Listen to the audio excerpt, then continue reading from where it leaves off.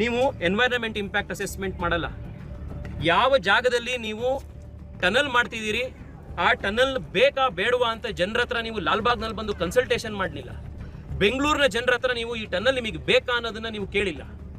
ಆದರೆ 600 ರೂಪಾಯಿ per day 2 way toll ಕಟ್ಟುವಂಥ ಕಾರ್ಗಳು ಮಾತ್ರ ಉಪಯೋಗ ಮಾಡುವಂಥ, ಶ್ರೀಮಂತರಿಗೆ ಮಾತ್ರ ಉಪಯೋಗ ಆಗುವಂಥ, ಕಾರ್ ಉಳ್ಳೋರಿಗೆ ಮಾತ್ರ ಉಪಯೋಗ ಆಗುವಂಥ 18 ಕಿಲೋಮೀಟರ್ ಟನಲನ್ನು ಬೆಂಗಳೂರಿನಲ್ಲಿ ಹೇರಕ್ಕೆ ಹೊರಟಿದೆ. ನಾಚಿಕೆ ಆಗಬೇಕು ಈ ರಾಜ್ಯ ಸರ್ಕಾರಕ್ಕೆ. ಇದು ಬೆಂಗಳೂರು ದಕ್ಷಿಣ.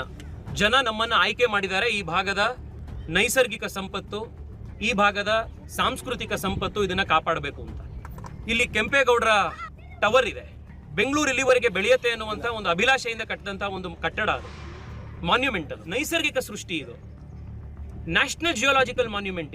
ಇದನ್ನು ಕಾಪಾಡಬೇಕಾಗಿರೋದು ಇವತ್ತಿನ ತಲೆಮಾರಿಗೆ, ಮುಂದಿನ ತಲೆಮಾರಿಗೆ ನಮ್ಮ ಜವಾಬ್ದಾರಿ. ನಾಳೆ ನಾಡಿದ್ರಲ್ಲಿ ಬೆಂಗಳೂರು ದಕ್ಷಿಣದ ಎಲ್ಲ ಶಾಸಕರುಗಳು ನಾವೆಲ್ಲರೂ ಒಟ್ಟಿಗೆ ಬರ್ತೀವಿ.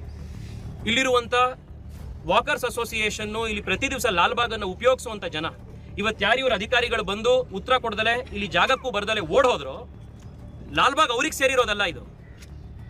ನಾನು ಬೈಲಿಕ್ಕೆ ಹೋಗೋದಿಲ್ಲ. ರಾಜ್ಯ ಸರ್ಕಾರದ ಬಲವಂತಕ್ಕೋಸ್ಕರ ಪಾಪ ಅವರು ಕೂಡ ಮಾಡ್ತಾ ಇದ್ದಾರೆ. ಅವ್ರಿಗೆ ನೀವು ಪಕ್ಕದಲ್ಲಿ ಕೂತ್ಕೊಂಡು ಕೇಳಿ, ನಿಜವಾಗ್ಲೂ ನಿಮಗೆ ಪ್ರಾಜೆಕ್ಟ್ ಬೇಕೇನ್ರಿ ಅಂತ ಅವರೇ ಹೇಳ್ತಾರೆ, ಸರ್ ಬೇಡ ಸರ್. ಅಧಿಕಾರಿಗಳ ಮೇಲೂ ಕೂಡ ಇಂಥ ಒತ್ತಡವನ್ನ ರಾಜ್ಯ ಸರ್ಕಾರ ಹೇರ್ತಾ ಇದೆ, ಇದನ್ನ ಮಾಡಬೇಕು ಅಂತ.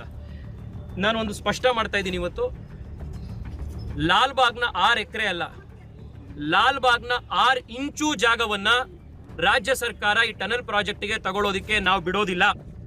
100% ಇದು. ಲಾಲ್ಬಾಗ್ ನಮ್ಮ ಬೆಂಗಳೂರಿನ ಆಸ್ತಿ. 6 ಎಕರೆ ಅಲ್ಲ, 6 ಇಂಚು ಕೂಡ ಲಾಲ್ಬಾಗನ್ನ ರಾಜ್ಯ ಸರ್ಕಾರ ಕಸಿದಲೇ ಇರೋ ರೀತಿ ನಾವು ಹೋರಾಡ್ತೀವಿ. ಆ ರೀತಿ ಏನಾದರೂ ದುಸ್ಸಾಹಸ ಮಾಡಿದ್ರೆ ಈ ರಾಜ್ಯ ಸರ್ಕಾರ ಬೆಂಗಳೂರಿನಲ್ಲಿ ಎಂದೂ ಕೂಡ ಎದುರಿಸದಲೇ ಇರುವಂತ